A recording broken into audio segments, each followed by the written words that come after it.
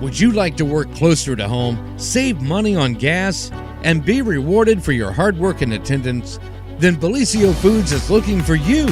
That's right, Bellisio Foods is now hiring for multiple positions and shifts with great employee benefits, an on-site health clinic, competitive wages, and advancement opportunities.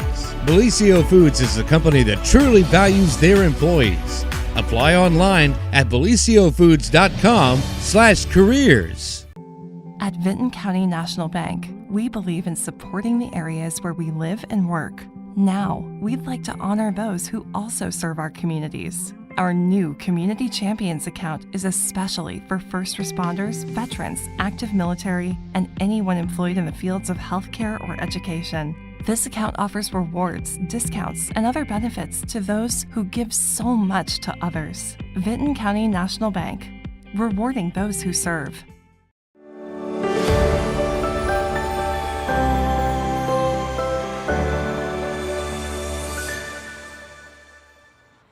Good morning, everyone, and welcome to the morning show. Welcome to the morning show. It's great to be here, Jennifer. It's wonderful to have you here. It's nice that we can shake a hand again, right? Absolutely.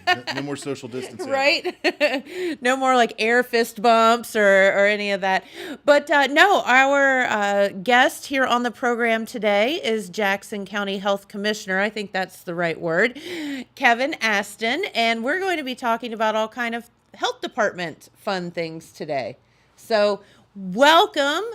We're glad that you've kind of made it through the global pandemic and who knew? I think we're all glad that we made it through that. Yeah.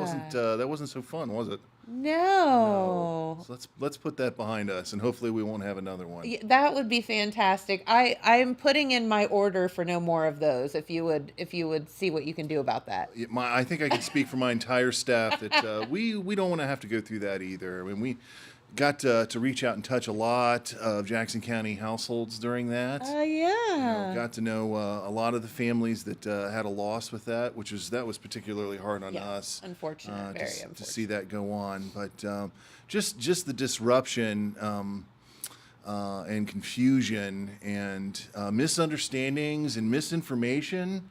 All of those things. So it's interesting that you're here today because I was over at my dad's house yesterday. I was talking with him and his wife, Janet, and we had somehow COVID came up, and I think it came up in the fact that we were just talking about, can you really taste as well as you used to? And we all decided that we don't think we can. And I said, I feel like there's going to be so many like things later on that come up in our health that maybe we don't even know about, or after effects of COVID and whatnot that haven't hit us. Long-term consequences that how could we know, because there hasn't been enough time to pass, and that's, I think, sort of what was guiding the very you might call it cautious and conservative approach set by some of our leaders at the national government to the federal response to the pandemic. Was just that we just don't know. We didn't know at that time, and you're right, there still are some long-term unknowns, and as time passes and we study more, we will know some of those things. Some of those things we'll never know. But your loss of smell anecdote is a really interesting one and a very true one. That's another thing I can speak to. Our staff as interviewing and doing our contact tracing of so many people that were sick with COVID during that, and so many of them, that was the main thing that they reported, and it's kind of a strange thing, a strange symptom too. So pretty diagnostic of a COVID infection. It is, and that has to go down as you can handle your sniffles and you can handle the aches and pains that go along with having the flu or whatever, because we're used to doing that. But this whole loss of taste and smell thing took the cake. I can remember feeling bad one day, and by that night, it was a Friday. By that night, I went in, and this is how I knew I was in trouble. I had that Bath and Body Works pumpkin hand soap in my bathroom, and it was like spicy pumpkin, and it was like really obnoxious. And I like washed my hands, and I was like, nothing. And I walked out of the bathroom. I said, honey, I'm in trouble. And he said, oh, no. I said, I can't smell that. And I was like, can you smell it? He's like, yes. And I was like, oh, I'm in trouble. I'm sick. And I knew. I mean, you just know. And it's like, oh, my gosh. And I just don't truly think that it is ever, and maybe it's just my imagination, has come back full force. But you may be right. I don't know. It's never a bad idea to talk to your regular healthcare provider if you've got a concern like that. So sure. That's a safe bet. But, we were talking just a second ago about misinformation. And I learned a lot during the pandemic. I learned a lot because there's all this noise coming from all different sides. And we're just trying to, here locally at the Jackson County Health Department, focus on, doing the right thing by our residents, and all this misinformation from all these different sources. Yes. And I think Total Media deserves recognition for not being one of those sources of misinformation during the pandemic. So thank you, Total Media, for being objective, for not being one of those media sources. And, we all know which ones are out there that are so full of spin. I never felt like Total Media was doing that. Just straightforward, objective reporting on what's going on locally, and I just really appreciated that. And I always really appreciate working with you and the rest of the company here, because that's not what you all are about. And I think we're really lucky that that's the case. So thank you. Well, of course. Here's the thing. We are in a small community, and the great thing about that is everybody's in everybody's business. That's also the bad thing about it. But the great thing about it is that most people care about their community and care about their neighbors and their friends and whatever. And all we wanted was everybody to get through this safely. So if I had a concern, I called you. You answered the phone, which was great. Or I talked to the sheriff, or I talked to people that I knew would give me a straight answer. And there were times I think I called you and you're like, I'm not sure. Let me get back to you on that. And that was perfectly fine. But I'm not going to I'm not going to make it up. Mm-hmm. Like, we want our residents to be safe, and we wanted them to be healthy and do what they needed to do. So yeah, no sensational spin on a global pandemic. I mean, that should be criminal. Should be, yes. Absolutely. None of that here. So thank you once again for that. Here we are.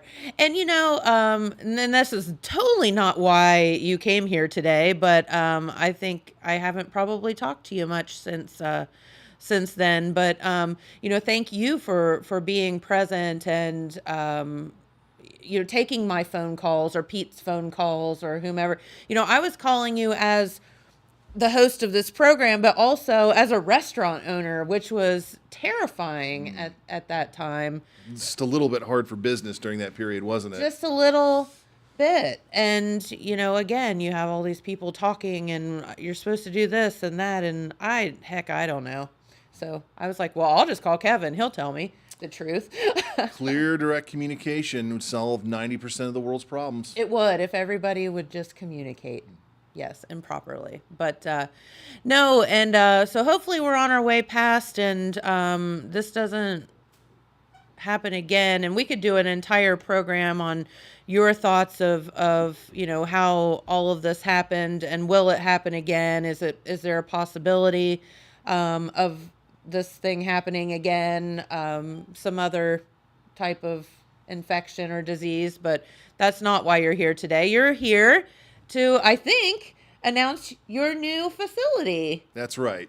I figured as much. We haven't even talked about it. Well, it's so welcome. This is 102 exciting. Twin Oaks Drive, and Twin Oaks Drive is a little lane that's right across the highway, State Route 32 from Holzer Medical Center, Jackson. Yes. So as far as that goes, the location could not be better, and I'm so looking forward to more partnerships with the Holzer Health System, given that proximity. We have a larger clinical space within that building. See, it used to be two different doctors' offices. Like there's kind of two halves to the building. I remember going to the doctor there. Used to be doctors' offices. Then it became a bank administrative office, and we bought it off the bank. And and are converting part of it back to a doctor's office, basically. So yeah, the facility there is great for that purpose. There's more office space for us. We were really cramped. We were sometimes 3 people in an office at our former location, or in one case, 5 people, 5 desks in one room. So this allows us to sort of, grow a little bit and have a little bit more elbow room. And I definitely think having those sort of features allows us to better serve the public, which is what that's all about. We have more than one copy machine, so we're not all crowded around the one machine in the central office Mind blown. I know. What a luxury. What a luxury. I don't It's have to the throw little elbows just to send a fax. We've got a nice storage garage that all of our equipment and supplies out back can go into. So we spent about the last 9 months or so renovating it. We've been making building payments on that now for coming up on about a year and a half, actually maybe a little closer to 2 years. So I know my staff is, when are we going to move in? When are we going to move in? Well, no, we're not moving in until it's done renovated and it's ready for us to go. Yes. I want to give a shout out to Shelley Innovative Contracting out of Wellston, who did our renovations. James Shelley did a great job. And we mentioned just a moment ago on the radio that we had an open house to show the public the building on June 5th. Yes. If you or anybody that's listening right now didn't get a chance to come out, just come on down anytime. We're open. We'd be happy to show you all around, talk to you about anything that you have on your mind. Don't be a stranger. To see both copy machines. Yes. Yep. Amongst the many other features and the many smiling faces. I dare you all to walk in and just be like, I'm here to see the both of the copy machines. That's it. See if anybody is brave enough to do that. We do have needles, so watch your attitude. There you go. Right. You will get that tetanus shot, which is no fun, by the way, but that's a whole other situation. So let's back up a minute, because the main question, I'm going to put you on the spot here, I guess. The main question that I get is, why in the world did the health department move? That building was built for the health department, however many years ago. I don't know what year. 1975, so 49. In 1975. Mm-hmm. So almost 50 years ago, that building was built for the health department. Mm-hmm. So why move? I think you kind of addressed that, but what do you say to folks that are like, well, it was supposed to be the health department and it was in the middle of town and now you've moved completely away from that? That's a logical question. Yeah. Very logical question. If you've been in that building, gone downstairs, for instance, brought your child in for an immunization, or came into the office to purchase a permit for something that you were doing on your property or whatnot, you will have noticed how poorly that first floor where the health department was located has aged. So it looks like, it looks like it was built in 1975, which is indeed the case, and it has suffered a lot of wear and tear over the years. And as I mentioned, we were cramped in there. That building, the way that it's laid out is kind of all hallway. I was going to say, I don't know who the Einstein, I'm just going to be critical. I don't know who the Einstein that designed that thing was, but you walk in and there's all this wasted space there when you walk in, and you have to walk through 2 doors to get to somebody. Mm-hmm. Yeah. It doesn't really make a lot of sense. Well, so it was designated the B.J. Allison Public Health Center. Mm-hmm. B.J. Allison, as many of you may know, historically was a very long-serving health commissioner of Jackson County, the longest serving. And between him and Dr. Griever, covers most of the history of public health in Jackson County, almost 100 years wow. Between the two of those gentlemen, my predecessors. But so it was initially that and actually we're going kind of way deep back into history, and so the story that I've been told is that there was a house at that location before that building was built where the Red Cross had an office. And the Red Cross surrendered that property to Jackson County and said, you can build a county building on this location, but you have to have office space in it for the Red Cross still. And we'll let the county have that because, and that parcel then became part of the courthouse sort of parcel in the parking lot that's there. That's all, county property.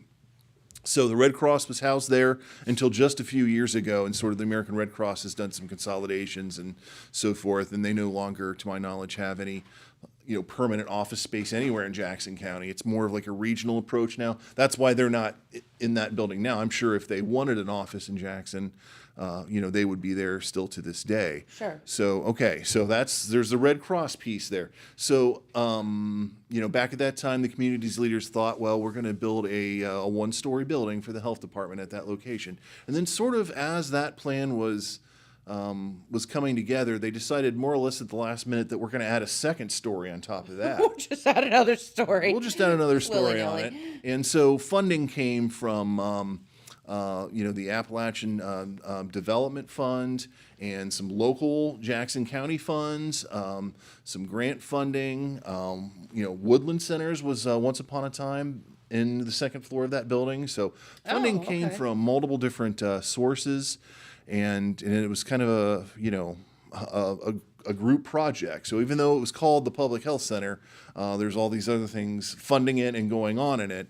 And currently the Jackson County Emergency Management Agency, which has been there for a long time, is still housed there. And also, I don't know if folks know that the Jackson County Emergency Medical Services administrative office is there on the second floor. So the county EMS, the ambulance service, is sort of headquartered and dispatched from there. So it's seen a lot of change of use over the years. So not just dedicated to public health. I think that, we had done it, the health department, back to making it about us, we did a strategic plan several years ago, before the pandemic ever started, where we, tried to list what are our strengths, what are our weaknesses, what are our opportunities. And the thing that we identified as our greatest weakness as a department was our physical facility itself. Okay. Because of the reasons that I said, because, it's starting to age. There's not enough space in it for us, especially in the clinical sphere. We're basically sitting on top of each other. There's just no room for us to grow. And I agree that the downtown location is wonderful. I'm going to miss coming to work right downtown. I live downtown, so I can't walk to work anymore.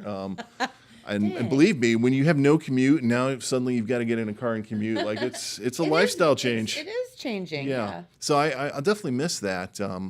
But I have to say, actually, the parking is a little easier out at our new place. I would say so. There's plenty of parking at our new spot. Sometimes it was hard for clients to get into us, especially if there's like big court case or something going on, or really anything going on downtown. Jackson does, sometimes run out of available parking. So, yeah, it was just time. We put a lot of thought into it. Like I said, I planned for years. I saved for years. This purchase of this building and the renovations both were all made with local levy funds, so it belongs just to the health department, paid for with just local health department levy funds. So we're not beholden to any other entity. It's not this sort of mishmash of funding like I just referenced. And it's the community's building, yes, it belongs to all of us, which is why I invited everybody to come by, and that's a standing offer. Come see what your public health dollars have paid for. And the 2 copy machines. They paid for 2 copy machines. On the subject of money, if you don't care, I would like to go into that. Yes, please. So your Jackson County Health Department is funded. We talked about levy dollars paying for the building. We have 0.8 mils of local public health levies here in Jackson County. Now, most counties, almost all counties, including all the ones surrounding Jackson County, have a full mil of public health levy funding. And Jackson County is 0.8. So, we operate on a reasonable budget, and we've stuck to it and been able to do all this within the constraints of our budget. Didn't have to raise any additional taxes or anything to do that. That's awesome. I'm proud of that, to be honest. So some of you may remember back it's been over a decade ago now. There used to be what was called the TB levy, and was going up for renewal, and it didn't pass. So we placed a 0.3 like infectious disease protection levy on the ballot, and that did pass. So a 0.3 public health levy replaced a 0.4 mil TB levy that failed. So that 0.3 gets added to another long-standing public health levy of 0.5 mils to come up with a 0.8. Yep. So as I said, almost every other county in Ohio has at least a full mil. A mil is 1,000th of a dollar, so it's like 1/10 of a cent, if that makes sense. So if you have a $100,000 home, then let's see, what's that? So it's $1 per thousand. It's right. It's $1 per thousand.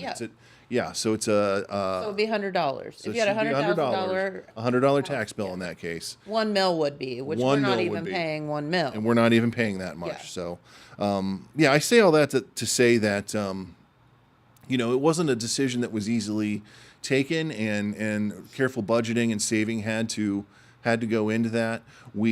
I think the pandemic actually was sort of like the real Kickstarter for allowing us to do that, because as you may know, of course, the federal government did release a lot of pandemic response money. Yes, and so they did. a lot of that did flow to the local health department. So, by the end of the pandemic, we were getting an additional $100,000, $200,000 in grant money every year.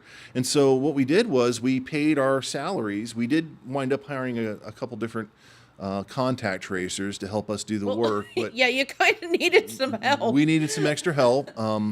But most of that money we offset our levy expense, paying for salaries, and then put that money towards finalizing the building and paying for all that. So Okay. So in a strange way, the pandemic did help us achieve this goal that we identified before the pandemic even happened, that our building needed an upgrade, and it was a weakness. So that's how all that came together. That's my story. No, I think that's awesome. And here's the thing that I hope that you all realize is, as you said, we're joking about the 2 copy machines and that it's so much nicer for the staff and whatever, and that they're not sitting on top, literally, physically sitting on top of each other. But this is your building as well, so it's a much nicer facility for you to come into and receive services or ask questions or whatever. So it's a much better experience for the public as well. It's well put, Jennifer. I think Commissioner Paul Howler, made the best comment on that, realizing that that building in its current iteration is about 50 years old, 49, 50 years old. That building was built and renovated to serve the public and provide public health services for the last 50 years. And now this building and its renovation and its state is going to provide public health services to the community for the next 50 years, 50 plus years. So, that is worth some investment. I mean, we've been complaining about the pandemic. That's one facet of public health is a response to that. But I don't think that anybody could say that public health isn't important, and it's not. Not worth doing correctly and well. And our community deserves the best services that they can have. And so this is allowing us to provide that. We should all have nice things, right? Let's have nice things. Yeah. If we can, shouldn't we try? Because we live in Appalachia. I say this all the time. Doesn't mean we shouldn't have really cool restaurants and stores and a health department and whatever. Just because we live here doesn't mean we shouldn't have big city cool things. Quality of life. Yeah. Quality of life. So here we are. So the next question I'm going to ask you, and this really doesn't pertain to the health department per se, but is also the second question that follows the first question that I asked you, is what's going to become of the old health department building then? Well, it's county property, always was, and will continue to be. I understand that they are sort of cleaning up after our leaving, and do intend to keep that building and renovate it. You'd have to have the commissioners, one or all 3 of them, here on your show to talk about what their plans are, because it remains their property under their control. So I'm not sure. That's a question for them. Well, it's my fault because I kicked them out of their old building to put a brewery in there. So, and moved them over to Job and Family Services. But I think this is just my thought that in talking with them, they have mentioned perhaps moving the commissioner's office to that building so they have a little bit more elbow room as well. So we'll see. I don't know. But yes, that's a question for them. It is. So we won't put you on the spot with that one. You're welcome. So let's get in a little bit. So we have had our friends from some of the entities, Search and some of the entities, that work within the health department here. But I assume you came prepared for this and that since you're there every single day and you are the grand chief of the health department, but can we talk about some of the individual services that the health department offers and, maybe some of the things that people might not know that they can do at the health department? Great question. There are over 100 different services. I mean, there is a kaleidoscope of different things. I kind of feel like public health is sort of, especially when it comes to healthcare or, we wind up picking up the slack if it's not like specifically someone else's job or there's not a lot of money in it. Like make the health department do it, and it feels like we wind up, you, right? of kind of like a catch-all of many different things, which is actually great if you're someone like me who likes a really dynamic workplace and likes new things coming up all the time and new challenges. And so it really, as a field, it is evolving and always developing. So maybe not global pandemics, by the way. That might be too much of a challenge. Well, that's definitely a that was a challenge. An example of what I just said. Because, yes, it is. Yeah. So your question, what's something that might surprise folks?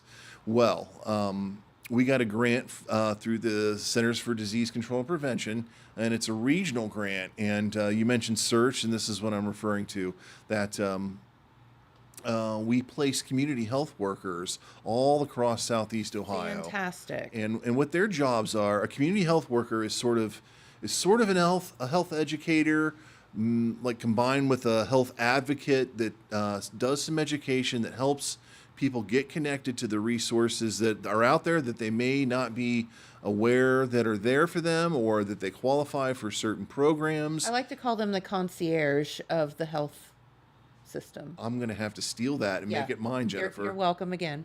Okay. I got you. Thank you. So you've had them on the show. Yes. Okay, so let's pick a different one.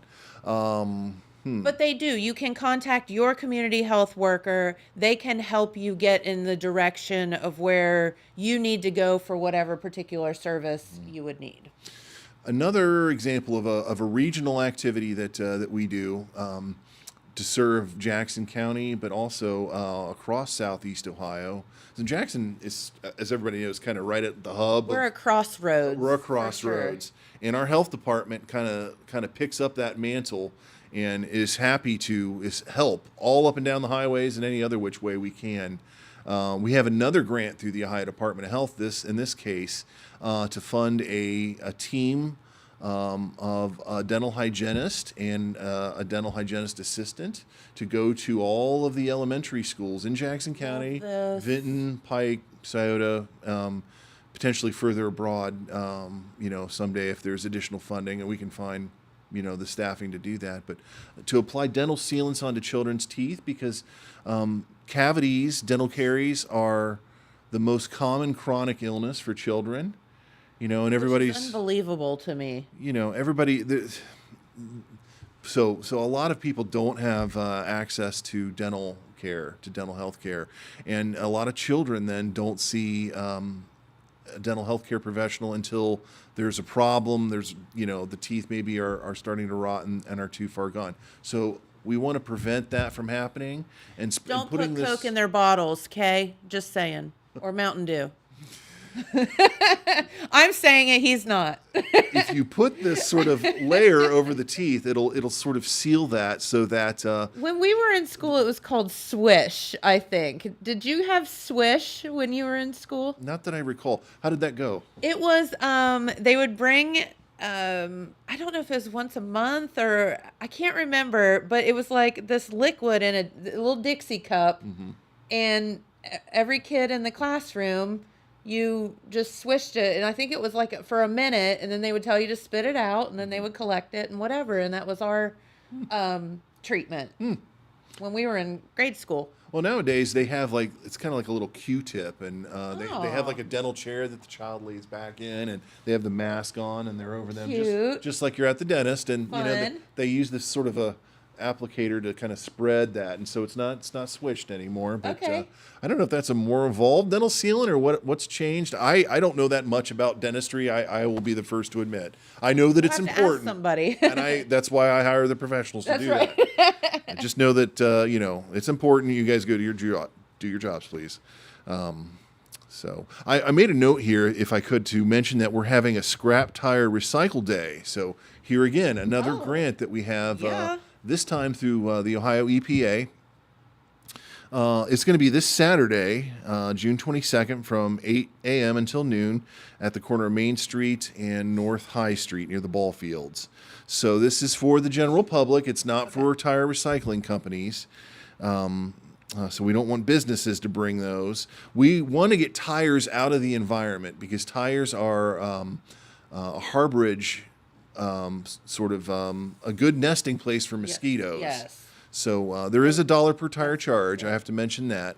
That's part of the EPA's rules on that grant. That's fair, I think. $1 per tire, we can all do that. It's very convenient, and You've got that much change laying in your couch, I promise. People enjoy that sort of opportunity. So I'm mentioning all these grants here, and so I think that is really the way that our health department can grow, is by going out and fishing for these programs, catching them, reeling them in, and bringing some of that money back to Jackson. And so we have the local levy money that I've been talking about earlier, which is sort of like the core funding for the health department. But some of these special programs and any growth and any meeting of additional needs can be done by standing on top of that core funding and pulling grant money into the town. Yeah. And here's the thing, for all of you out there, they're like, grant money, rah, rah. Listen, if we don't get it, somebody else is going to. It's already been taxed from you. Stop complaining about it. Just be happy that we have people and the resources to grab that money. Mm-hmm. Because, again, if we don't get it, someone else will. That's right. So how do you find all of these sources and the grants that are available and all of that? Because it's not easy. You don't just call up and order a grant. Like, it's a big deal. Yeah, and it's hard. Often they're competitive, as you mentioned. Very. And sort of grant writing is its own skill, and it's one that I and a couple of my coworkers have been honing, and we've also accepted help with grant writing from outside, more professional grant writers, because it is. I mean, that could be like a full-time job. It totally could. In fact, maybe Jackson County or any of the local municipalities should hire a full-time grant writer just to do that, because with being able to pull down one or two grants, then you've already paid for that job, plus whatever programming you can add to the community. Whatever you can get in. Mm-hmm. Yeah. So, is there like a website where you're like, oh, that grant sounds good and that grant sounds good? How do you find out all about these things? Usually I start by identifying a need. And so it's not just, what can I get, but it's what is there a need for? Okay. So, I mean, COVID, have to keep banging on that drum, is a great example. We had a need for extra help for contact tracers. Yes. So the federal government, turned on the money hose and started spraying money for contact tracers. And we said, okay, we're going to catch this and hire a couple more staff to help us make all those phone calls. Yeah. And trace down all the contacts for the infectious disease. So I think it starts with identifying a need, and then finding out what are the resources out there that are, sort of like the authorities that have information about that issue, and often you can link to potential opportunities from there. That makes total sense. So you're just out there. This is a need for our community. Let's see how we can make this happen. So I came with another subject I'd like to bring up to you, and I'm going to try to seg it into the grant thing, because I would love to find a grant to help with this. And if anybody knows about a grant to help us address tick bites in Jackson County, oh my gosh, please let me know. I'm going to continue looking though. But I have bite. I have an infectious disease nurse. Her name's Pat Woolham. She, local, born and raised here in Jackson. Wonderful nurse, very kind-hearted. Wants to pull her hair out about all of the tick-borne illnesses that we have reported to the health department, and made sure to tell me that I better come if I was going to be on TV this morning, that I talk about it. I'm glad we are. And in coming from the restaurant business, I mean, you have no idea how many people come in and have some tick illness that we have to cook. And we don't mind doing it. I'm happy to be able to have the wherewithal to cook special dishes for people. But this alpha gal or whatever it is, where people can't eat meat and all this stuff, or it can't touch this or whatever, we have to cook special dishes for people all the time. That's terrible. It's crazy how many people are affected by this. And it's getting worse. I'm not trying to be alarmist here. I really, that's not my style. But I think people would be surprised about how many people get a bad infection from walking outside, in the grass or in the woods, just here in Jackson County, being bitten by a tick, and then days or weeks later, they wind up realizing that an infection has been growing inside of them that's got serious consequences to it. So just ran some numbers here yesterday as I was preparing for our talk today. So Rocky Mountain spotted fever is one example of a tick-borne illness. Okay. In 2023, there were 119 cases, 119 Jackson County residents reported to the Jackson County Health Department with Rocky Mountain spotted fever in 2023. And what does that? It's a bad blood infection. Okay. It can do all kinds of different damage to you. Okay. Normally, it's not life threatening, but it could be potentially. Sure. It's a nasty infection, and over 100 different cases. Those are the ones that are diagnosed and properly reported to the health department too. Certainly not every single tick bite and then infection that happens as a result gets reported. Like if the proper labs weren't drawn and the lab tests weren't run, or maybe they never went and saw a health care provider at all. It's like, I'm sick, I'll get over it. Right. A lot of people do that. We would never know in that case. Sure. So we've already had 19 Rocky Mountain spotted fever cases in 2024 to date. It's not even summer yet. Like we're not even getting started yet. So that's scary. Even worse is Lyme disease. And in 2023, we had 60 cases. 60 different Jackson County residents got Lyme disease in 2023. This is so ironic to me because we all take our pets to the vet and they get shots, and we do flea and tick preventative for them and whatever, but yet we don't think to take care of ourselves when we go outside. That's why I'm bringing it up. I'm glad. Not to scream and raise an alarm, but just so that you're aware that this is a hazard that's out there. There's a lot of different things that you can do to try to protect yourself and prevent yourself from being infected. But I'm guilty of it too. I love to go on hikes, and I don't always, tuck my pants into my socks or spray, repellent all over my skin and, the bottoms of my pants legs. I don't always check myself for ticks after I come in from a hike, which I should. Every single time. I know better, and I don't do it. So that's why I say to all of you that you got to watch this stuff. 60 new people in Jackson County, Lyme disease is... It's bad news. It's really bad news. I have a close friend, and she had Lyme, and even though it was fully treated, she has permanent neurological damage from it. Yeah, it's not good. We've had 15 of those cases already this year. So I just want you all to be aware. Again, I have to shout out to Total Media. I brought a copy of their TikTok. I love that. I love that. That is so witty. Good. That's from a Josh Winters, who is from the Agricultural and Natural Resources Extension Office here. He did a great job on this. Total Media did a great job by educating the public with that article that he wrote. So just real quickly, some of the highlights from that I highlighted is. Check yourself when you're coming back in from walking out in the grass or the woods. Check your legs and arms, and if you have pets that you walked with, check them too. And here's the thing. Ticks are different than when we were growing up. When we grew up, ticks you could see.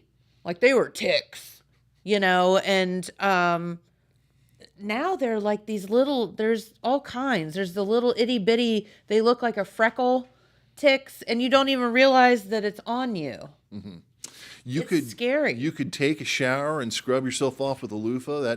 That might help sweep them off. If you know though that you have a tick on you, what you want to do is take tweezers and really press down, not press the tick in, but press the tweezers and then down before you close the tweezers, so that you get the tweezers around the entire tick, including the head. Okay. So that when you pull, so that you not just pull the body off and leave the head in your skin, because the bacteria that causes the illness is a bacteria. It's not the tick, and the bacteria is in the tick's mouth. So if you rip the tick off and leave the head in your skin, so you're still infected. Okay. So you want to make sure you grab the entire thing, including the head, and pull straight up off.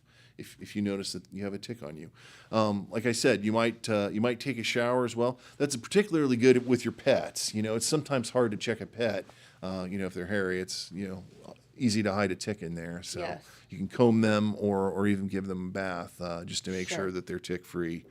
What else? Wearing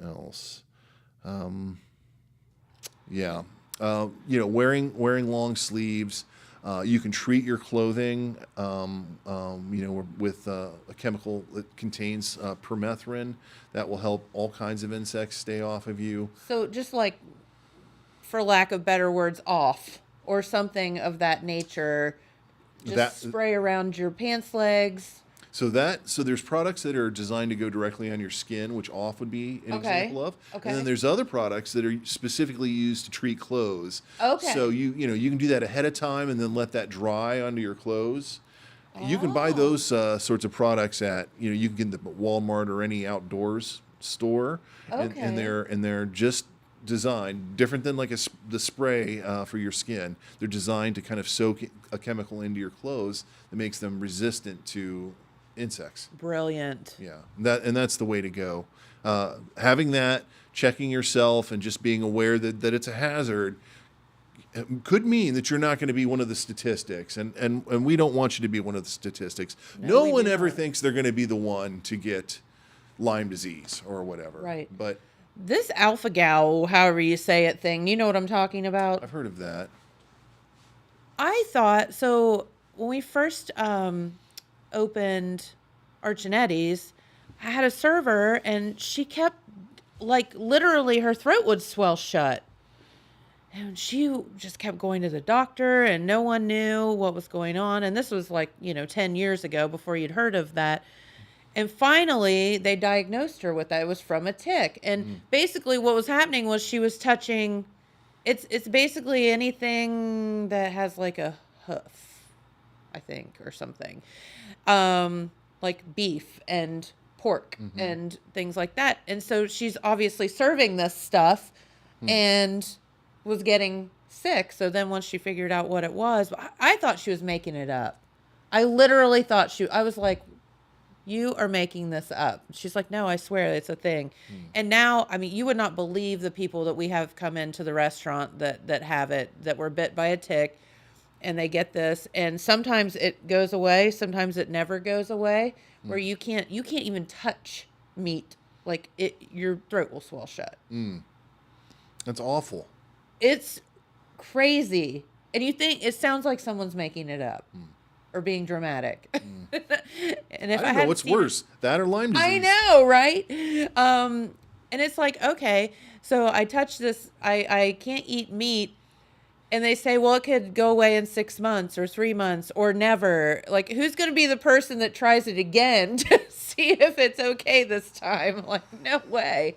So yeah, it sounds bad, but It's but serious. yeah, so it's Ticks are serious. one more tick thing. It was like my husband was just, we have a riding mower. He was out mowing our grass the other day and came in and he was like, oh gosh, and there was a tick on his shoulder. I'm like, how mowing the grass, how do you get a tick on your shoulder? They And don't jump, but if he's How cutting is- grass and they do live on grass or can leaves, fly up, I guess. flew up, yep, and landed on him. It's Yeah. crazy. So you're just like, you never know. Just be very careful. Mm-hmm.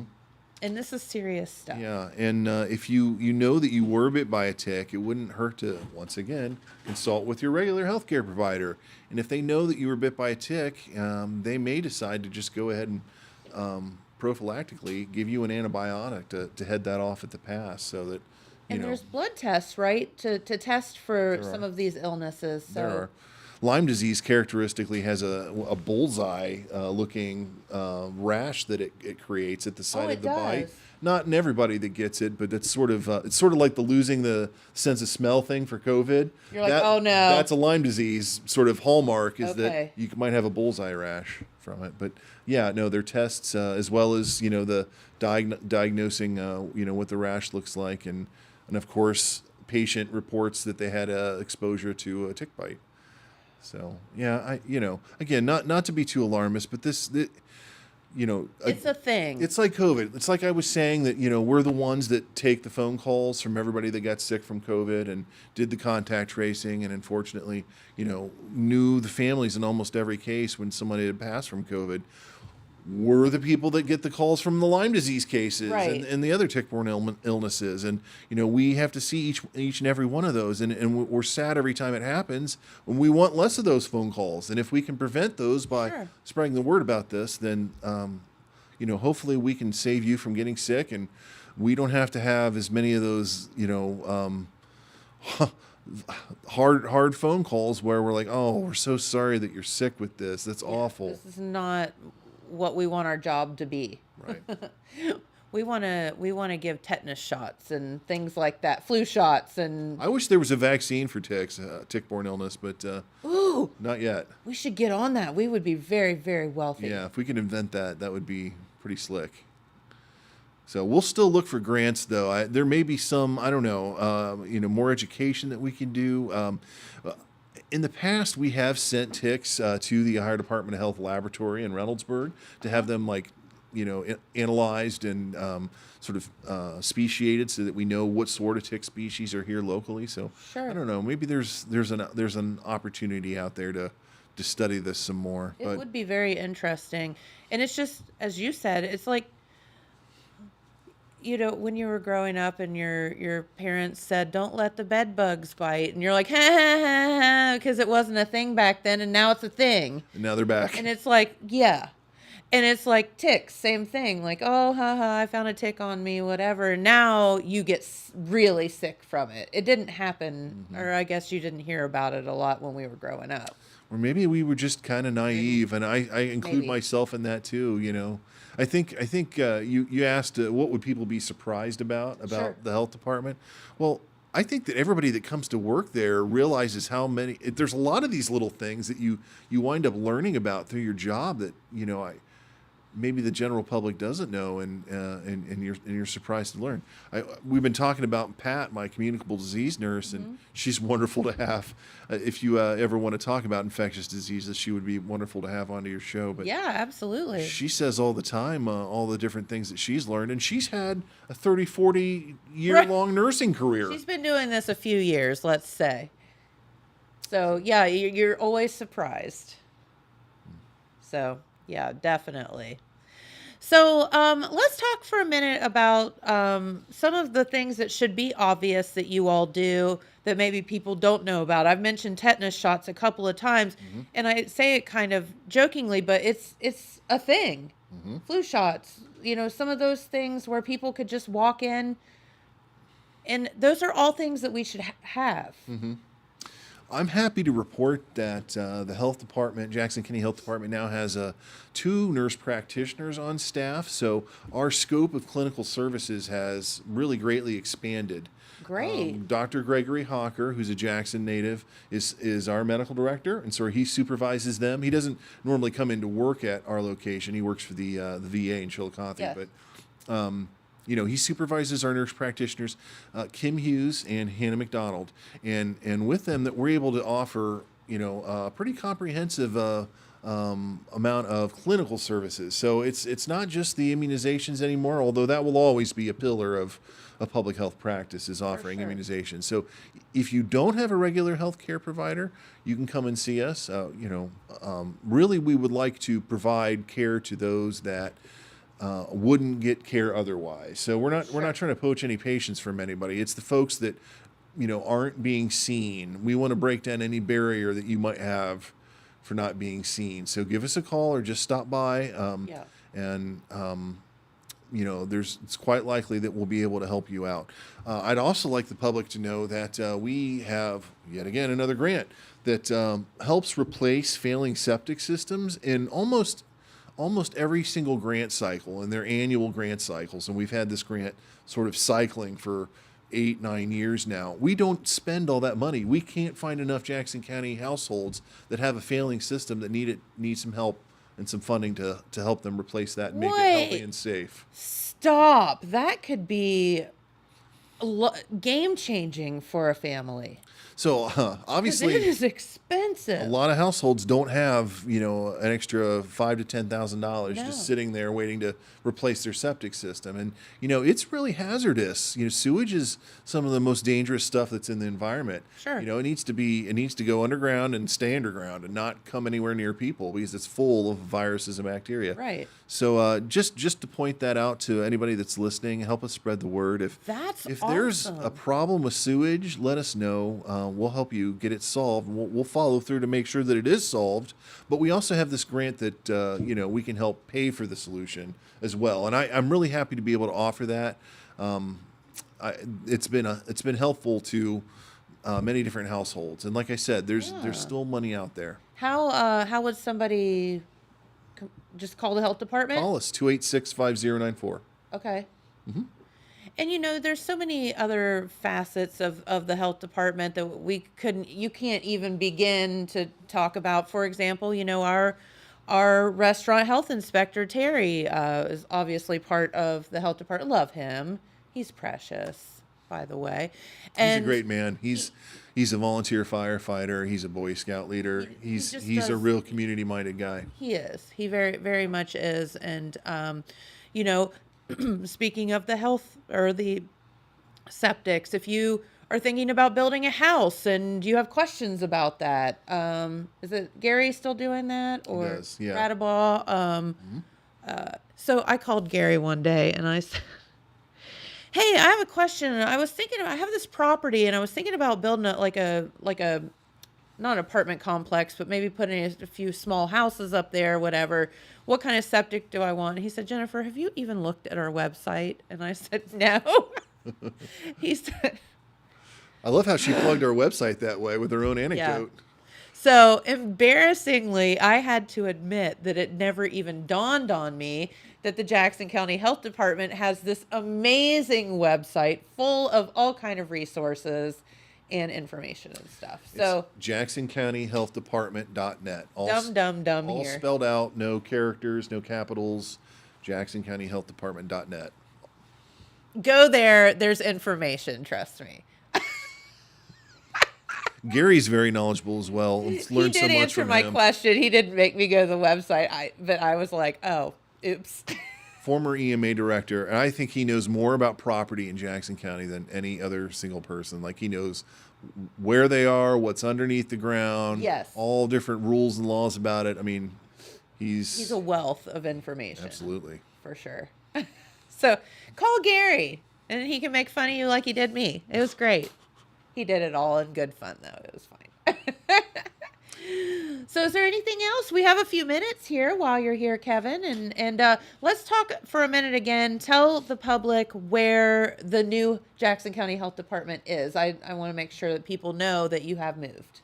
Well, that's that street light over State Route 32 that's right near Holzer Medical Center, Jackson, that allows you to cross over the highway. So if you're driving by the entrance to Holzer Medical Center, Jackson, like let's say you're coming down Burlington Road down the hill, kind of come around the curve, and the hospital's there on the right. You come up to the stoplight. You wait till it turns green. Preferably, yes. You don't just hit the gas and go, because that's that's a highway. There's a lot of stuff going everywhere. I don't want you to get blasted by someone that didn't see the light change. But yeah, once it's safe to cross the highway, you drive across the highway, and then your first left is Twin Oaks Drive. Yes. And there's a big marathon station, truck stop right there. You can't miss it. Right next to that is the health department's new location at 102. So you can't miss that either. Right off the highway. There's a big sign. Yeah, we got a nice big sign on it. To find. And what is the phone number in case someone wanted to give y'all a ring? It remains 740-286-5094. And please understand that just because the health department has moved does not mean that things have changed, like some of the programs that I think there's still the needle exchange program and some of those things that people are doing. Please understand that continues on. Everything continues. In fact, as I said at the outset, this is going to help us continue to grow, because we were really hitting the limits of what we can do. As I said, 5 people in one office is and it wasn't it's not a big office either. It's the room was half the size of the room that we're in right now. So not good. Not a great situation. So everything is still happening. Nothing is stopped. There's only more to come. So and you have more room to grow, which is fantastic. Yeah, that's right. Yep, love that. Well, we want to thank you for spending your morning with us. This has been so much fun talking health, and hopefully we got through to somebody. Again, check yourself for ticks, and or check each other for ticks. Well, I appreciate the opportunity, Jennifer. It's always a pleasure. Thanks for having my staff on here. They always like to come and talk about, what they're interested in doing. Sure. And, if you're ever looking for programming, just give us a ring, and we'll come by and tell you what's going on at our department. Because, education is an important part of public health. So we love to have this venue. And once again, we're thankful and honored to be working with you, Jennifer, and with all of the staff at Total Media. Just wonderful local partners that help us do our public health jobs by helping us communicate with the public, and it's always wonderful to work with you all. Hey, right back at you, buddy. All right. We'll see you next time. Of course. Well, see you, everybody. Jackson County Health Commissioner Kevin Aston, thank you so much for spending your morning with us, and we got to get out of here for the day. Believe it or not, we've talked that whole hour. Can you believe it? Have a great day, everyone. Stay cool out there. Speaking of health, make sure that you check on your friends and neighbors. Make sure your pets have tons of water, and stay inside if you can. And we'll see you right back here tomorrow. Bye-bye. Bye now.